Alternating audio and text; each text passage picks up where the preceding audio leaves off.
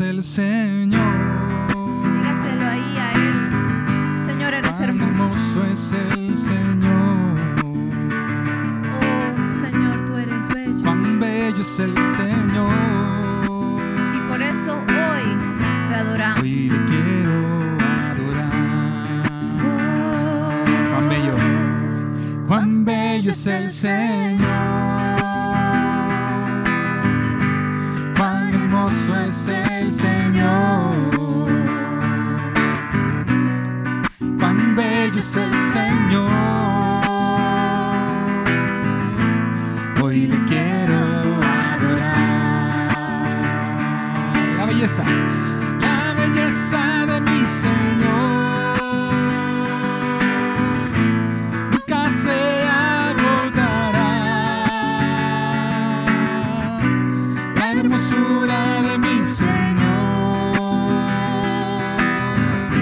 siempre resplandecerá. La belleza de mi Señor nunca se agotará. La hermosura de mi Señor siempre resplandecerá. Cuán bello es el Señor. Cuán hermoso es el Señor. Cuán bello es el Señor. Hoy le quiero adorar. La belleza de mi Señor nunca se agotará. La hermosura de mi Señor siempre resplandecerá. La belleza de mi Señor nunca se agotará. La hermosura de mi Señor siempre, siempre resplandecerá. La belleza de mi Señor nunca se agotará. No, la hermosura de mi Señor siempre resplandecerá.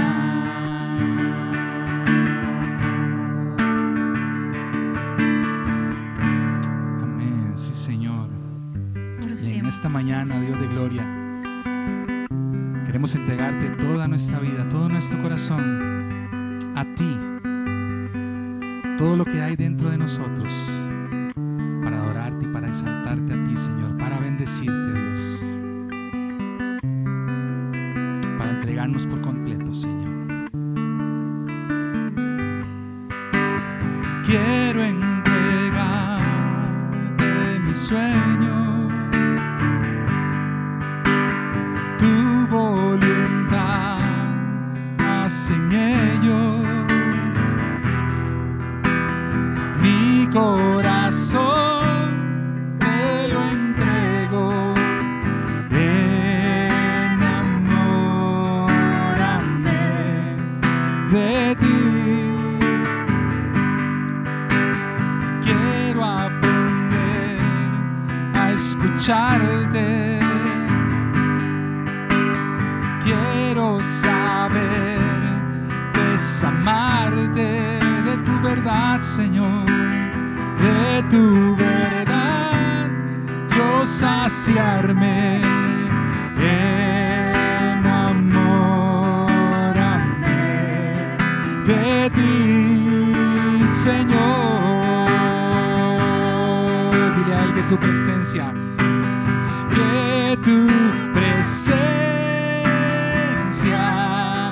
me inunde. Haz de mí un odre nuevo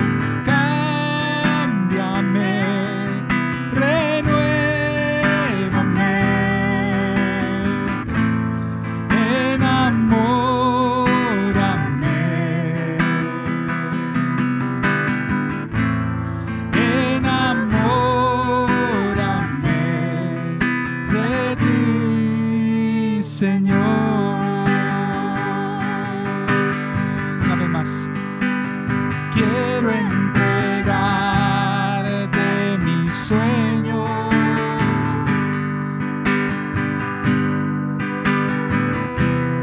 Haz en ellos mi corazón, Señor, mi corazón te lo entrego. Enamórame de ti. Quiero aprender a escucharte, quiero saber, Señor, quiero saber qué es amarte, de tu verdad, Señor, de tu verdad, yo saciarme. Enamórame de ti, Señor, que tu presencia me inunde. Haz de mí un odre nuevo, cámbiame, renuévame, enamórame,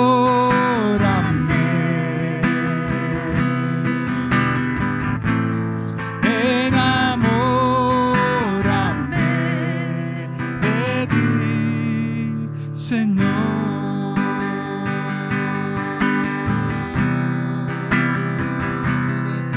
Solo de ti, Jesús, pues quiero adorarte, Señor. Yo quiero exaltarte, Jesús. Tómame, Señor, te entrego mi vida, Señor, en sacrificio de alabanza y de adoración.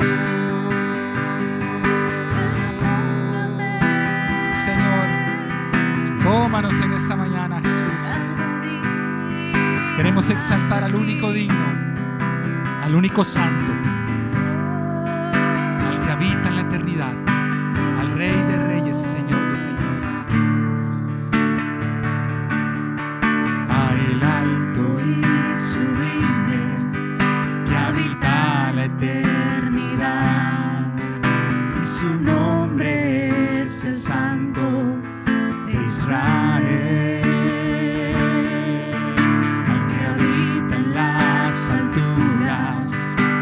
Y en la santidad, y con el quebrantado y humilde de espíritu, para hacer vivir el espíritu humilde, y para vivificar el corazón quebrantado. Sea la gloria, honor, alabanza y poder al que reina por los siglos, y su nombre santo es.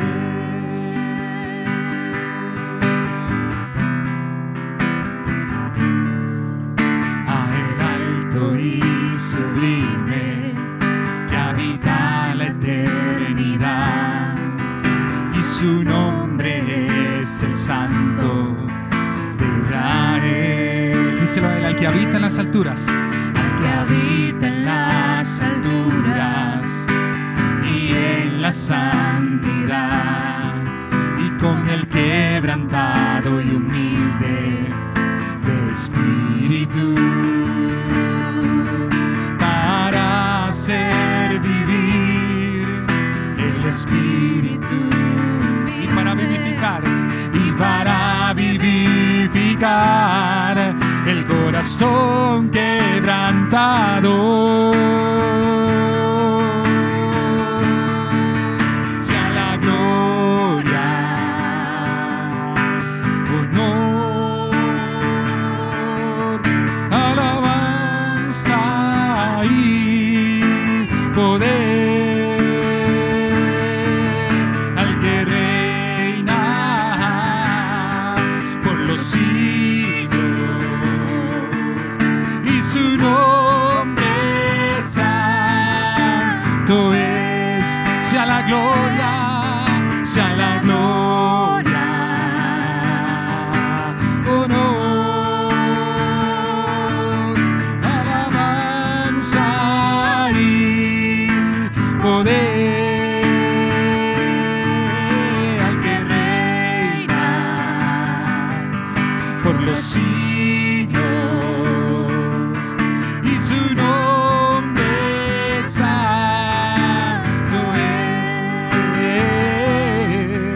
y su nombre santo es, y su nombre santo es, tu nombre santo es, tu nombre santo es.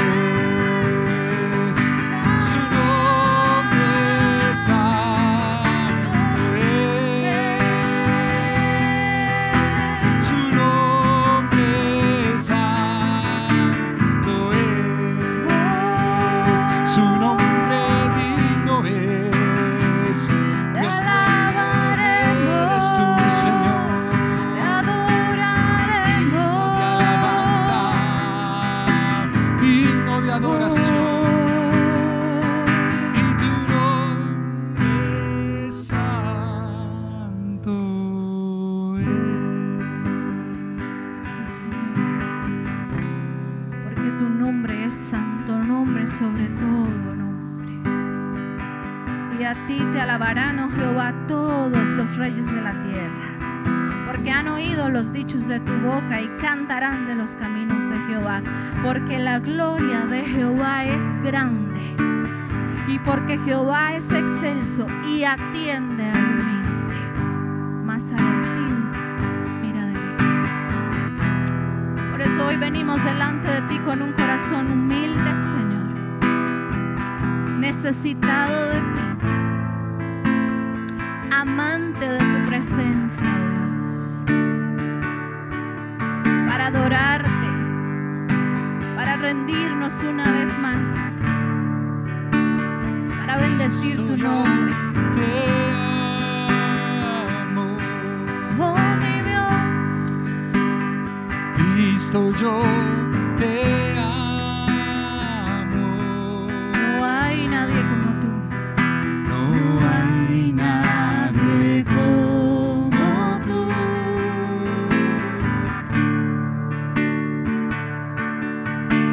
Jesús, una vez más, Cristo, yo te amo.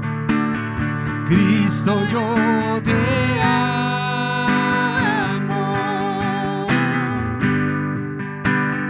Cristo, yo te amo.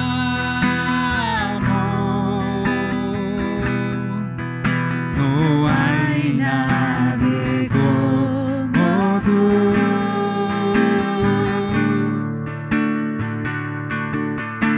Jesús, y no sé dónde estuviera, y no sé dónde estuviera, si yo a ti no te tuviera, si no hubiera conocido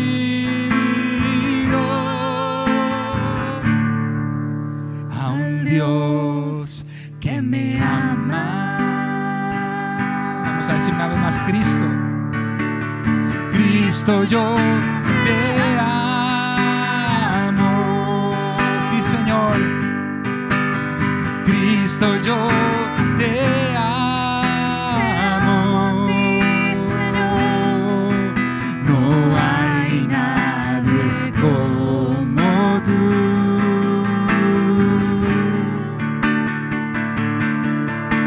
Jesús, y no sé, Señor, y no sé dónde estuviera, si yo a ti no te tuviera, si no hubiera conocido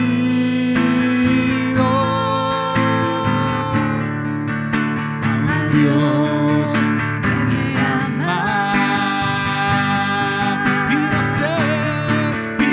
sé dónde estuviera, si yo a ti no te tuviera, si no hubiera conocido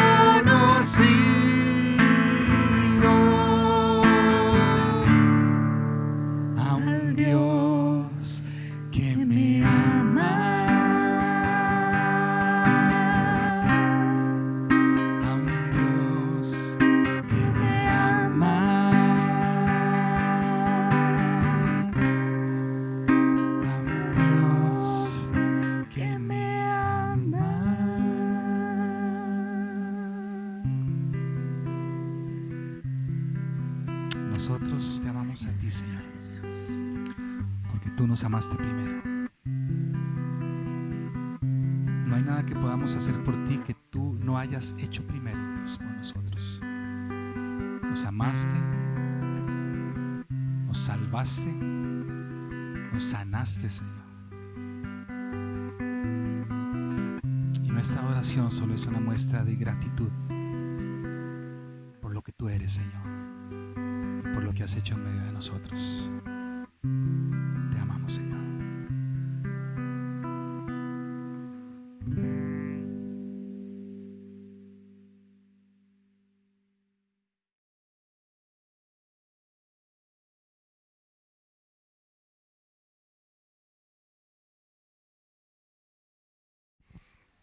Hola, buenos días, bendiciones. Qué bueno es volvernos a encontrar por medio de este medio. Qué bueno saber que por lo menos podemos vernos, aunque sea de esta manera. Gracias a Dios por esta oportunidad de llegar nuevamente a su casa.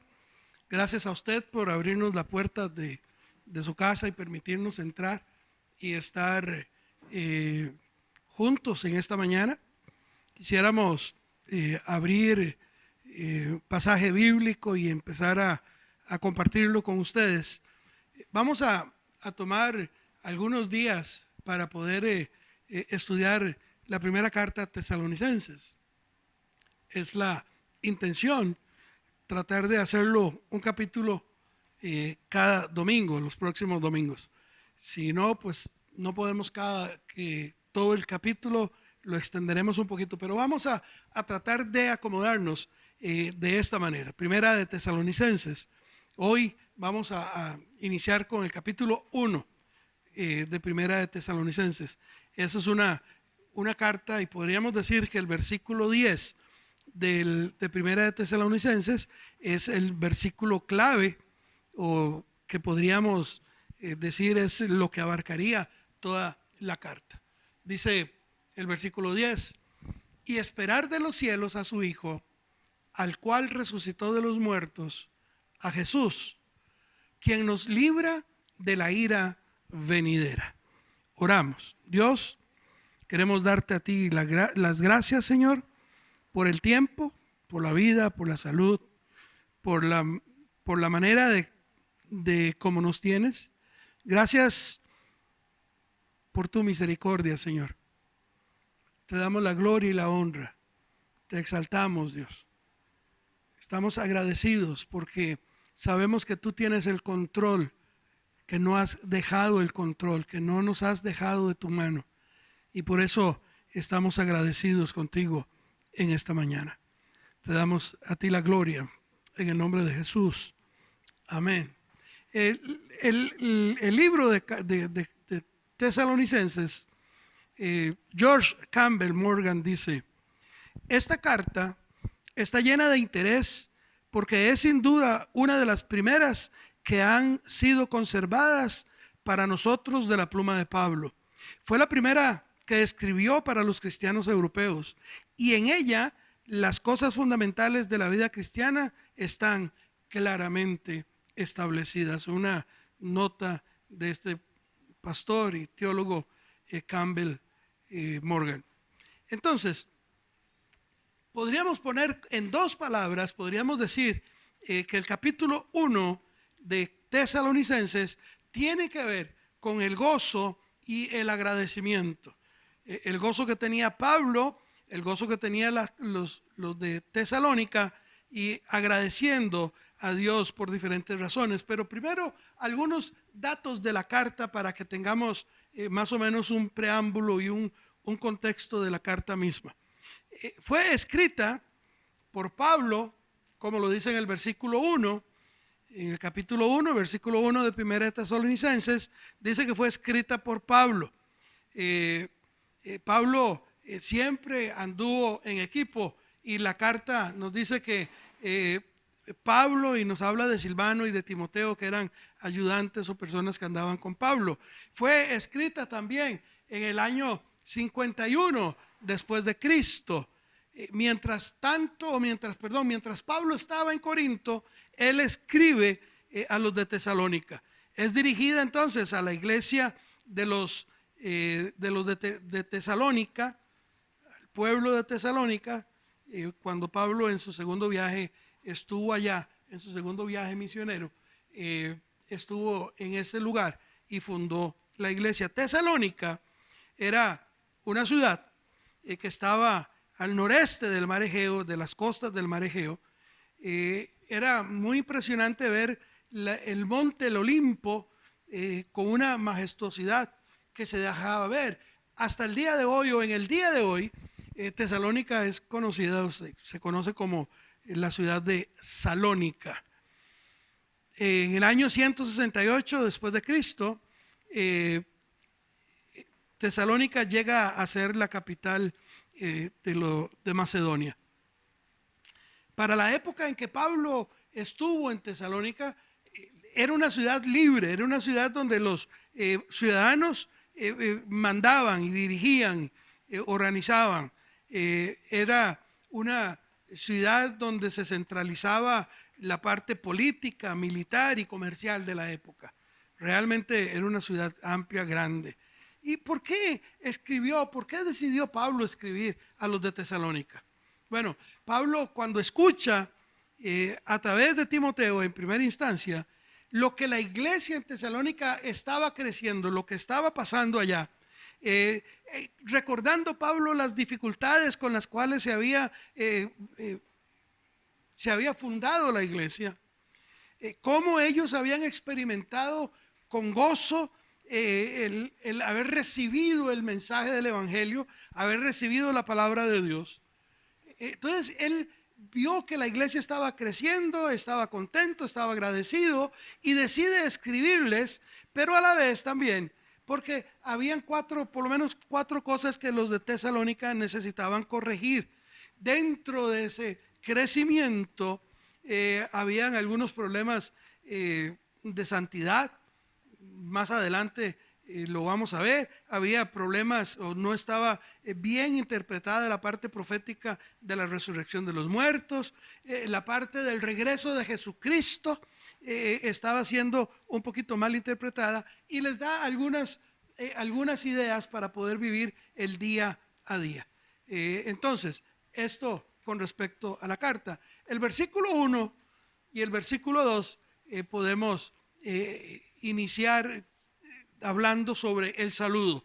Pablo dice: Pablo, Silvano y Timoteo, a la iglesia de los de Tesalónica, en Dios Padre y en el Señor Jesucristo, gracia y paz sean a vosotros, de Dios nuestro Padre y del Señor. Sabemos quién es Pablo, apóstol, un gran hombre de Dios. Silvano es el mismo Silas, el mismo que aparece en Hechos 16 cuando Pablo estaba junto con él en la cárcel allá en Filipos mientras estuvieron presos. Y Timoteo era un joven de la provincia de Galacia, cuyo padre era griego y su mamá era judía. Era un joven instruido en las escrituras desde su niñez, dice Pablo, y recuerda que la mamá y la abuelita de Timoteo pues anduvieron enseñándole desde muy joven. Esto constituye a Timoteo como uno de los hombres de confianza de Pablo. Viaja mucho con Pablo, andan mucho juntos, y Pablo le asigna diferentes tareas ministeriales a Timoteo.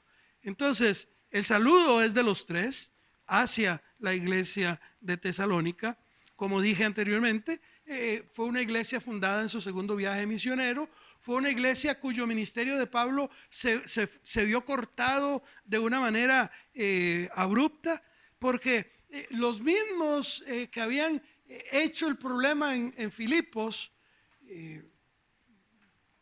un ratito atrás, un tiempo atrás, se vinieron a Tesalónica para alborotar al pueblo en contra de Pablo, y entonces Pablo tiene que salir de Tesalónica. Ya deja la iglesia fundada, pero muy joven, con muy poco tiempo, y entonces ellos tienen que salir, y Pablo les dice gracia y paz, dando realmente la idea o la intención de que la gracia es lo que trae el gozo, la gracia es el favor de Dios, la gracia es la bondad que recibimos de Dios. para poder cubrir todas nuestras necesidades. Gracia, gracia y paz sean a vosotros, dice. Y entonces habla del Señor Jesucristo y habla del Padre, del Dios nuestro Padre y del Señor Jesucristo, para poder enfatizar la seguridad, la claridad que Pablo tenía de que Jesús es el Hijo de Dios. Y entonces une en su saludo al Padre y al Hijo para poder enfatizar lo que tiene que ver con Jesús como el Hijo de Dios. Y en el versículo 2 empieza un agradecimiento, empieza a dar las razones del agradecimiento. Dice: damos siempre gracias a Dios por todos vosotros, haciendo memoria de vosotros en nuestras oraciones. Pablo, es la costumbre de Pablo, cuando él piensa a la persona, cuando él piensa a la iglesia, una vez inmediatamente da gracias y ora por la iglesia. Eso es una buena costumbre. Eso sería un buen hábito que usted y yo podríamos aprender, que podríamos poner en práctica. Cuando venga a su memoria, cuando venga a su mente el nombre o la figura de un hermano, de una hermana, de un pariente, de un amigo, inmediatamente ore por él. No espere a que llegue la noche, no espere a poder conversar con él, no espere a mandarle un WhatsApp. Simplemente empiece a orar. Y Pablo es lo que está diciendo: oro por ustedes siempre que me acuerdo de ustedes. En todas las circunstancias, en todo momento, Pablo dice, los recuerda a ellos con alegría, con gratitud. Y el escuchar de que la iglesia estaba caminando bien, que la iglesia permanecía viva, que la iglesia estaba activa, la iglesia de Tesalónica, eso le llena a él el corazón y agradece a Dios lo que está pasando. Y entonces habla de hacer memoria, dice, y hacemos memoria en nuestras oraciones. Y el plural nos indica que no solamente Pablo, sino que los que andaban con él también oraban por la iglesia de Tesalónica, o por los que Dios traía a la memoria de ellos. Y eso, repito, eso es un buen hábito, de poder orar a las personas cuando las recordamos, cuando las pensamos, poder meternos en oración y hablar. Entonces, el saludo y el agradecimiento. Otro que encontramos en el capítulo 1 es, ya avanzando, las razones que Pablo tenía para ser agradecido. Versículos 3 y 4. Dice: acordándonos sin cesar delante del Dios y Padre nuestro de la obra de vuestra fe, del trabajo de vuestro amor y de vuestra constancia en la esperanza en nuestro Señor Jesucristo. Sabemos, hermanos amados de Dios, que Él os ha elegido. Entonces, el acordarse sin cesar delante de Dios, no importando la circunstancia de cómo se había abierto la iglesia, a Pablo venía constantemente memorias a su corazón por lo que ellos estaban haciendo, y estaba agradecido. Aunque algunos podrían pensar diferente, la gratitud que Pablo tenía para con ellos no tenía que ver nada de que fueran de alta estima. Porque no tenía nada que ver por eso. ¿Por qué? Vean, en el capítulo 2, versículo 1 al 12, Pablo tiene que defenderse de unas difamaciones y de falsas acusaciones que le estaban haciendo a él. Entonces él tiene que defenderse. La otra parte es que la gratitud de Pablo no era porque fueran moralmente impecables.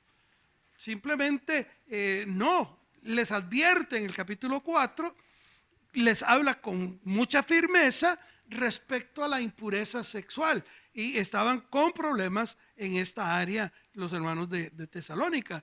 Y también la gratitud que Pablo sentía hacia ellos no era porque estuvieran muy bien en cuanto a doctrina, no porque fuera una iglesia santa, full buena doctrina, en fin, no. ¿Por qué? Vea, porque en el capítulo 4, versículo 13 hasta el 11 del capítulo 5, Pablo tiene que escribirles para corregir las ideas equivocadas que tenían respecto a la segunda venida, respecto a la resurrección de los muertos. Entonces, realmente, ¿por qué Pablo estaba realmente agradecido? ¿Y por qué Pablo sentía este agradecimiento? Bueno, tiene que ver con tres cosas. Tiene que ver con la fe, tiene que ver con el amor, tiene que ver con la esperanza que la iglesia en sí, de Tesalónica, estaba cumpliendo. Esta es una triada, tres cosas que Pablo menciona en diferentes cartas. En diferentes de sus cartas es una triada que Pablo usa. La fe, dice el versículo 3, la obra de vuestra fe, la obra de vuestra fe, porque la fe produce obras. A ver, es importante que entendamos que la naturaleza de la fe son las obras. La fe verdadera obra, la fe verdadera hace obras. No que por las obras entendamos que vamos a ser salvos, no, sino que mostramos nuestra fe a través de las obras que hacemos. Eso es lo que la iglesia de Tesalónica estaba haciendo. Y Pablo dice, no solamente la obra de vuestra fe en el versículo 3, sino que también dice del trabajo de vuestro amor. El término que usa Pablo acá es un término fuerte, porque habla de dos cosas como contraopuestas. Una, el trabajo habla o la idea de algo placentero y estimulante, pero también es algo cansado que produce hasta llegar a producir sudor. El trabajo, cualquiera de los dos extremos, realmente es desgastante, pero lo hacen por amor. Era desgastante para ellos el tener que estar defendiéndose y haciendo obras y haciendo las cosas que tenían que hacer para poder ir creciendo. El amor al trabajo. Y por último les dice la esperanza, dice el versículo 3, y la constancia en la esperanza de nuestro Señor Jesucristo. Este término constancia, porque la esperanza depende en quién yo espero. A ver, ahí yo me animo mucho con la afición del Cartago, porque ellos siguen esperanzados de que algún día Cartago llegue a ser campeón, y eso los anima a ser constantes, para no hablar de otros equipos, ¿verdad? La constancia tiene que ver con paciencia, tiene que ver con resistencia.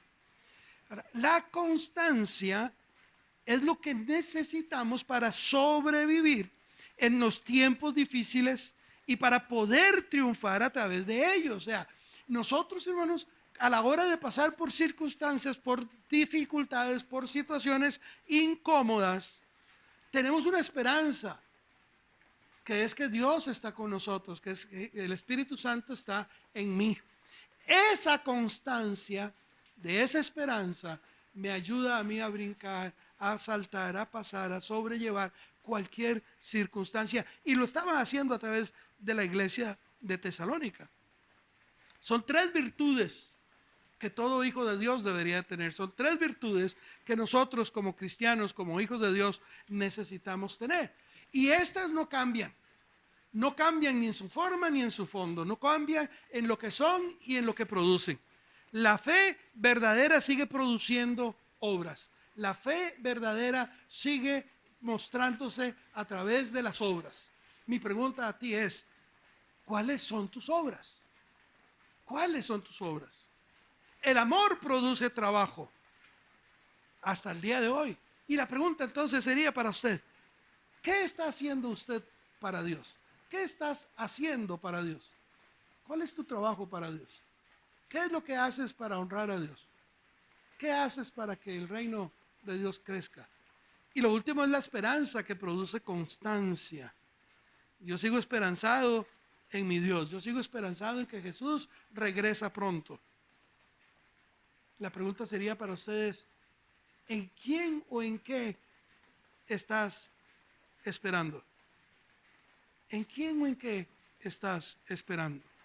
Y termina el versículo 4 diciendo, sabemos, hermanos amados de Dios, usa términos como hermanos amados de Dios Esto es interesante porque el término amado está bien, entendemos que uno decide escoger siempre a las personas que ama. Yo a los que amo los tengo muy cerca míos. Pero él usa el término amados de Dios. Y ese término amados de Dios tenía una implicación básicamente en la época de que el término amado de Dios era simplemente para gente de un nivel muy alto, así como Moisés o como Salomón, de una estatura elevada. Pablo coge este término y lo aplica a toda la iglesia de Tesalónica, incluyendo a los no judíos que habían ahí con ellos. Lo baja totalmente para que entendamos y ellos entendieran que nosotros, usted y yo, igual que ellos, somos amados por Dios. Él nos eligió y nosotros lo elegimos. Por eso Pablo dice, porque sé cuál ha sido vuestra elección. Somos amados de Dios. Dios te ama, Dios te eligió y yo elegí estar con Dios. Entonces, el agradecimiento de Pablo es producto de la fe, del amor y de la esperanza que la iglesia tenía y cómo estaba creciendo. Es igual con usted y conmigo en estos días. Necesitamos tener claro en quién creemos, cuáles son nuestras obras, qué estamos haciendo y si lo que yo estoy haciendo honra o no honra a Dios. Ahora, esto produce cambios y el evangelio provoca cambios. El evangelio, el mensaje de Dios, la palabra de Dios, el reino de Dios, póngale el término como usted le quiera llamar, pero hay cambios que se producen en usted y en mí y en aquellos que tenemos a Cristo como nuestro Señor y Salvador. Vea el versículo 5. Pues nuestro evangelio no llegó a vosotros en palabras solamente, sino también en poder, en el Espíritu Santo y en plena certidumbre. Bien sabéis cómo nos portamos entre vosotros por amor de vosotros. Lo primero que produce, el primer cambio que produce en nosotros es el poder. Dice que la palabra de Dios que Él les llevó, que el evangelio que ellos llevaron era un evangelio no solo de palabras. Ellos entendían con claridad que el evangelio era poder de Dios. Era un poder espiritual, era un poder en la sana doctrina, en la doctrina correcta, en la forma correcta de entenderle a Dios. Había poder en eso y hay poder en eso. Cuando nosotros oímos correctamente, cuando nosotros oímos la voz de este Dios viviente, esa voz llena el vacío de todo ser humano. Que hay poder en Dios. Este evangelio tiene poder, pero también es un poder que transforma la mente. Ya lo dijo Pablo, que debemos de transformar, renovarnos en el poder. Y nuestras mentes pueden ser renovadas, pueden ser transformadas. Es un poder que transforma la mente, el corazón y la vida de todos aquellos que le reciben como Señor y Salvador. Es un poder para hacer obras milagrosas y milagros sobrenaturales. Acuérdense, Pablo venía de Filipos. ¿Y qué había pasado en Filipos? En Filipos habían estado encerrados, los habían golpeado, los habían azotado, los tenían metidos en la cárcel en una mazmorra, allá en una cueva, amarrados de pies y manos, y era tarde, y ellos adorando a Dios, alabando a Dios, en su momento Dios empieza a hacer un milagro y empieza a moverse la tierra y empieza a moverse el edificio y viene un terremoto y en un terremoto Pablo y Silas son liberados de la cárcel. Sus cadenas son rotas, son abiertas, las puertas fueron abiertas. Fue un milagro. Ahora, imagínense cuando Pablo iba entrando a Tesalónica. Cuando Pablo iba entrando ahí a Tesalónica, la gente decía, vengan, escuchen, el que viene hablando de lo que hizo Dios con el terremoto que produjo allá en Filipos. Yo creo que cualquiera de nosotros estaría interesado en oír lo que Dios de una manera extraordinaria, sobrenatural, hizo con Pablo en Filipos. Bueno, ese evangelio poderoso es el que Pablo anuncia en Filipos y se los recuerda a ellos. Ese evangelio glorioso, ese poder sobrenatural es de nosotros también, los hijos de Dios. Lo segundo es que el evangelio nos convierte en seguidores.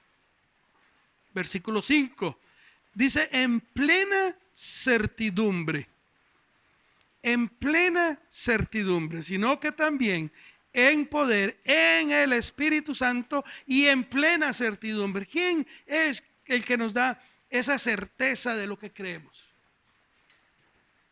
Dios, a través de su Espíritu en la vida de cada uno de nosotros. El mensaje fue dado de manera tal que era una verdad vivida por Pablo y por los que iban con él. No solamente hablaba del Dios que podía hacer milagros sobrenaturales, él dijo: yo los viví, conmigo los hizo. Porque eso nos vuelve a nosotros también como seguidores de Dios.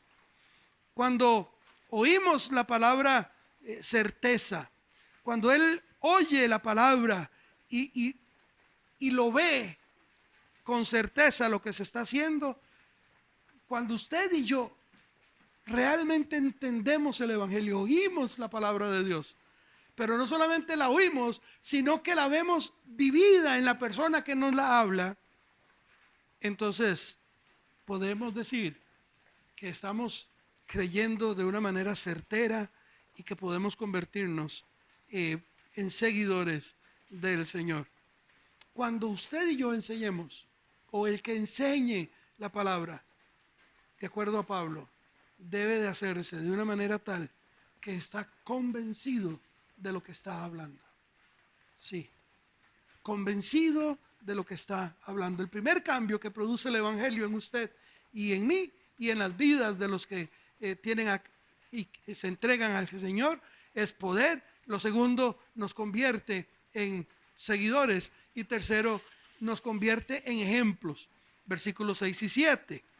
Y vosotros vinisteis a ser imitadores de nosotros y del Señor, recibiendo la palabra en medio de gran tribulación con gozo del Espíritu Santo, de tal manera que habéis sido ejemplo a todos los de Macedonia y de Acaya, hasta donde han llegado y han creído.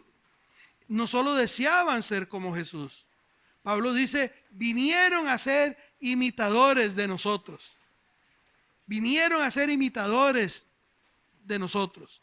Porque vivir para Cristo y por Cristo es más que asistir a una iglesia, es más que llegar y solo cantar, es más que llegar y hacer cosas en el templo o en la iglesia o en la organización. Vivir para Cristo es más que esto.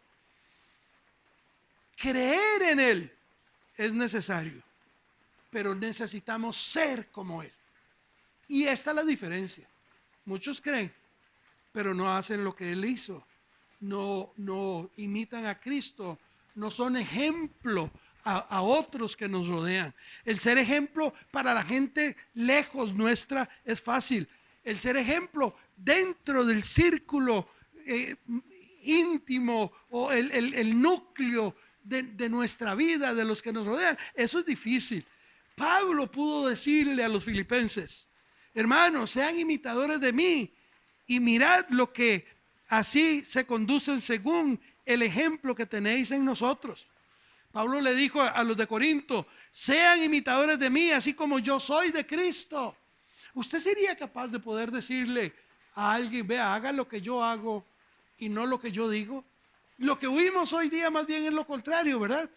Muchos dicen: hagan lo que yo digo y no lo que yo hago, porque no pueden ser ejemplo, no sirven para ser ejemplo. Cuando nosotros somos seguidores, cuando nosotros nos convertimos en ejemplo, es porque vivimos lo que estamos hablando. El versículo 6 dice que recibieron la palabra con gozo, con el gozo que da el Espíritu Santo.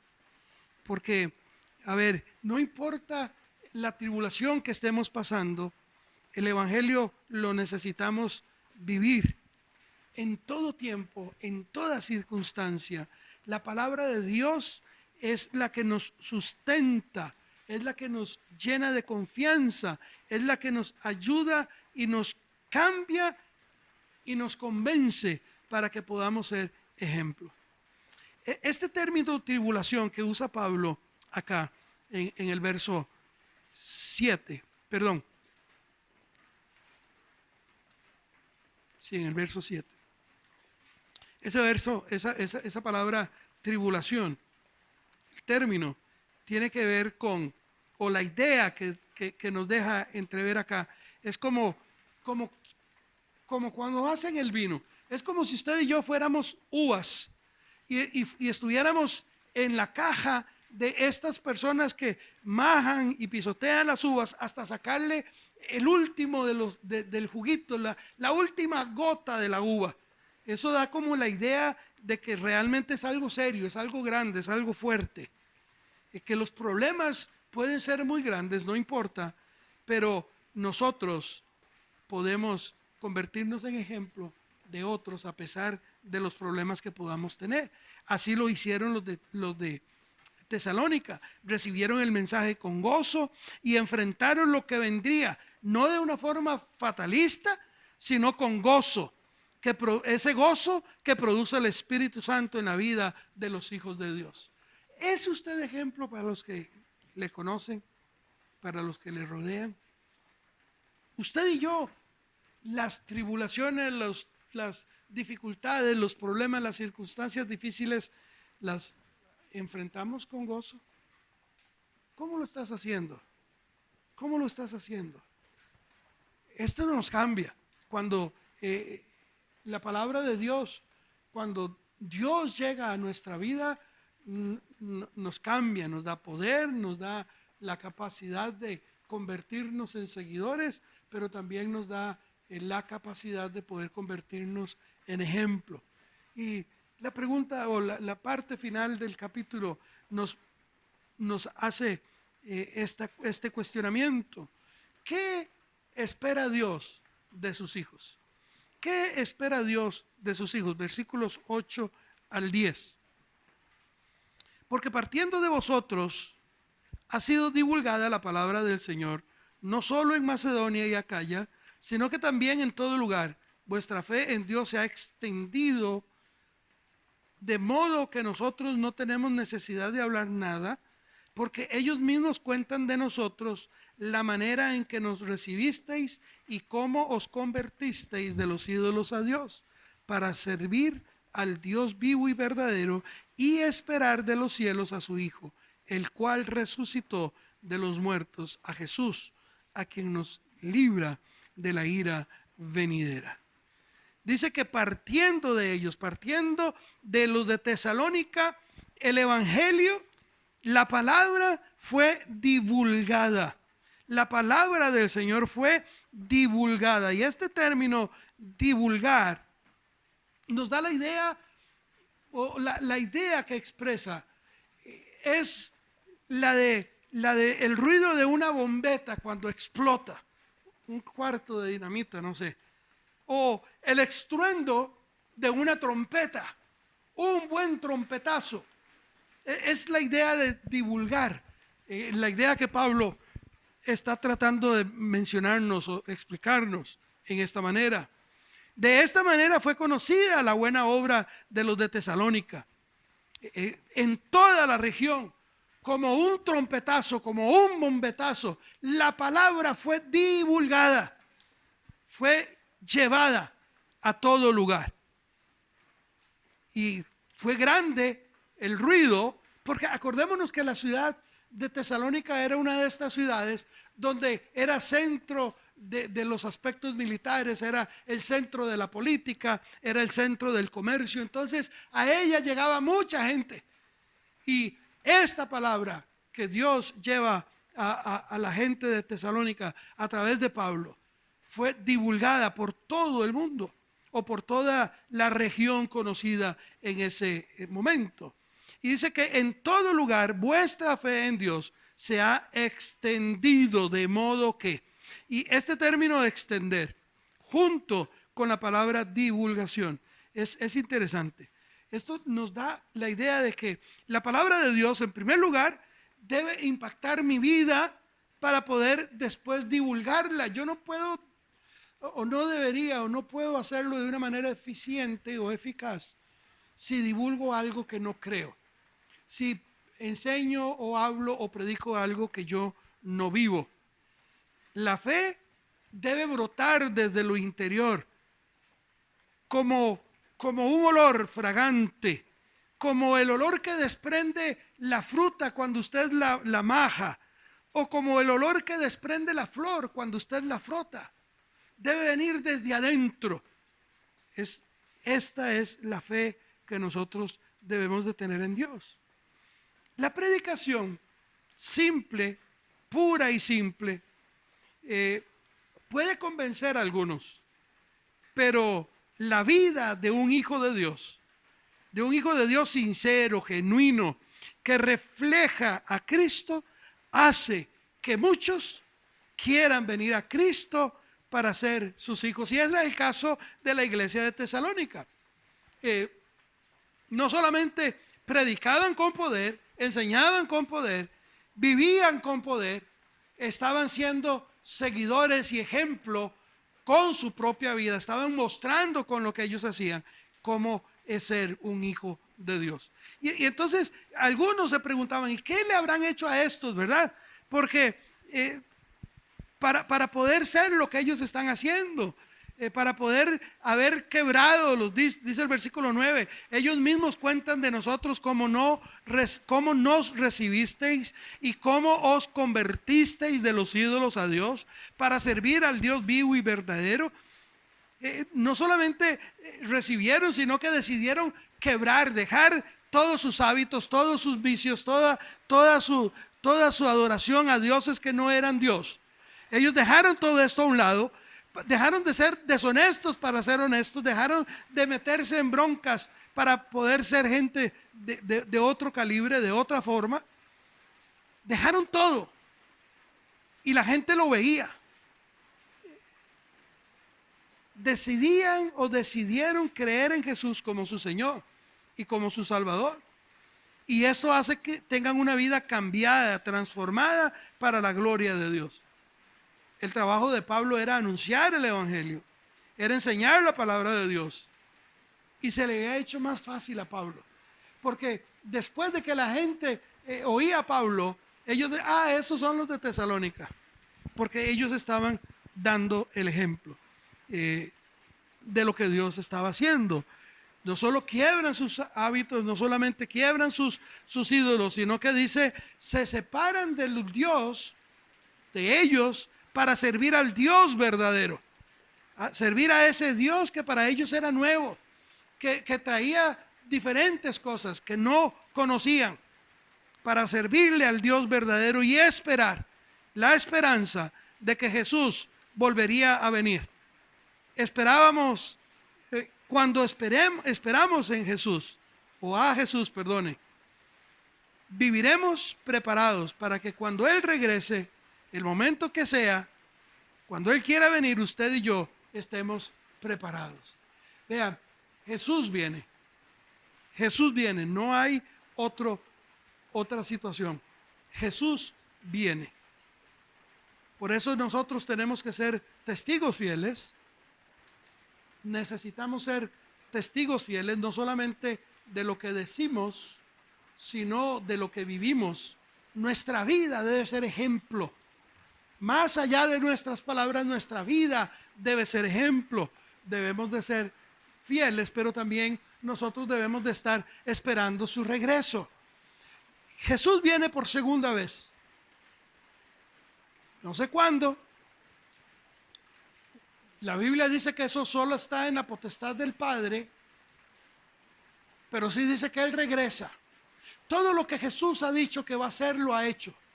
Todo cuanto Jesús dijo que podía hacer, lo hizo.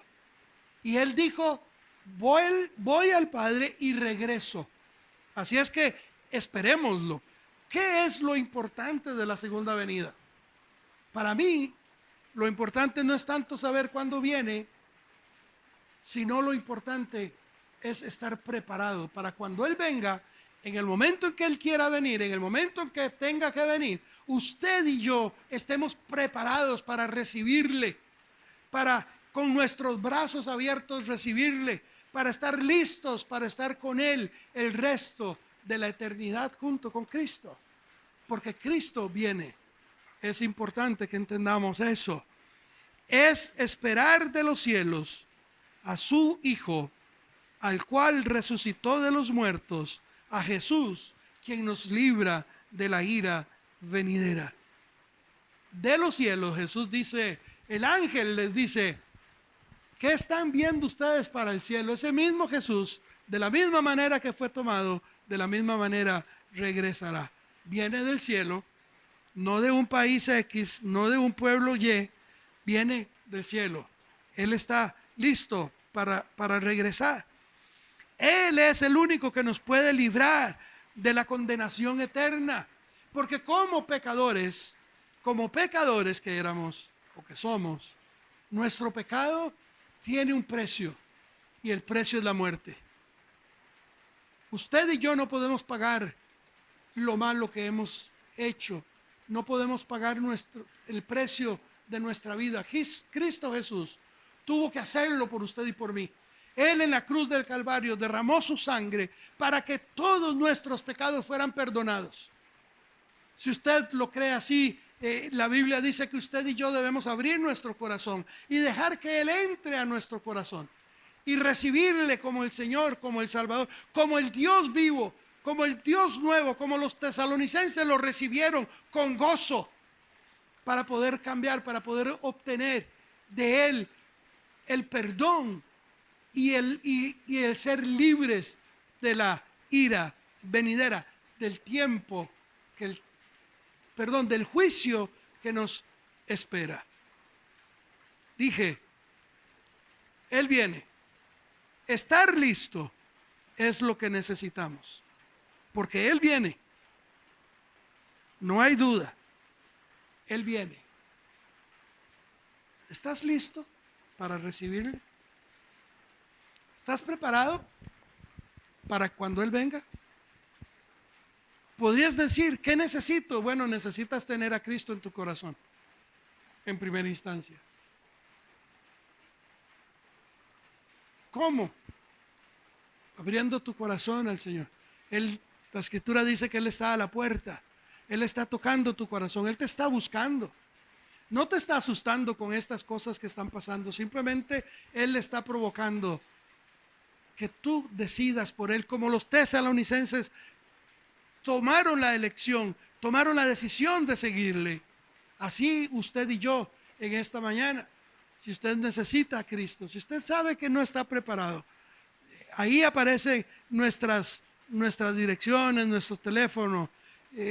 Búsquenos, estamos listos para ayudarle, estamos para servirle, estamos para poder guiarles en este camino que es Cristo, porque Él viene. Y Pablo se los dejó muy claro a los de tesalonicenses. Lo vamos a ver más adelante en próximos capítulos. En esta oportunidad, Pablo les está diciendo, ustedes recibieron el mensaje del Evangelio. Este mensaje es glorioso, este mensaje es de Dios, y no solamente se los hemos hablado, se los hemos demostrado. Él viene, prepárate, estamos para servirte. Dios te guarde, Dios te bendiga. Somos Comunidad Cristiana Faro, al servicio de Dios en la comunidad. Que Dios te guarde.